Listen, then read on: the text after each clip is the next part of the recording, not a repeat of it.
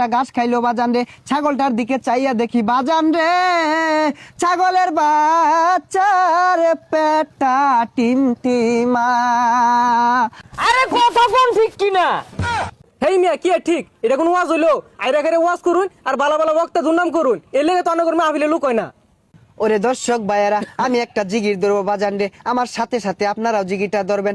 দেশে আইলো আইডল বক্তা, আঙ্গর যত মাথা ব্যথা। দেশে আইলো আইডল বক্তা, আঙ্গর যত মাথা ব্যথা। তার মাহফিলে দর্শক আপনারা আছেন অসময় টিভির সাথে, আর আমি রিপোর্টার কাকা। আর আজকে আমরা নিব এমন একজনের ইন্টারভিউ যে নিজে একজন উদ্যোক্তা, বাংলাদেশের একজন সফল ব্যবসায়ী, যার এই সমাজে মান সম্মান বিন্দু পরিমাণেও নাই, যে নির্লজ্জ, বেহায়া, পশুর থেকেও নিকৃষ্ট। তার মানে দর্শক আপনারা বুঝতেই পারতেছেন আমি একজন কাপড় ব্লগারের ইন্টারভিউ নিতে আসছি। তো চলেন দর্শক বৃন্দ সেই বউ ব্যবসায়ীর বাড়ির ভিতরে ঢুকি। বাবা রে বাবা, ফেসবুকে নষ্টামি করে কত বড় বাড়ি বানাইছি। তোমরা কারা? আর এদিকে কই যাইতাছো? আঙ্কেল আমরা ইন্টারভিউ নিতে যাইতেছি।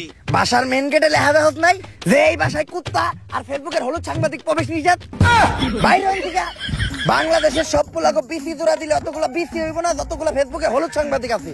কোন একটা নিউজ পাইলেই হইছে কুত্তার মতো জিবলা বাই করে পড়ে। আঙ্কেল আপনি ভুল ভাবতেছেন, আমি ফেসবুকের কোনো হলুদ সাংবাদিক না, আমি অসময় টিভি থেকে আসছি।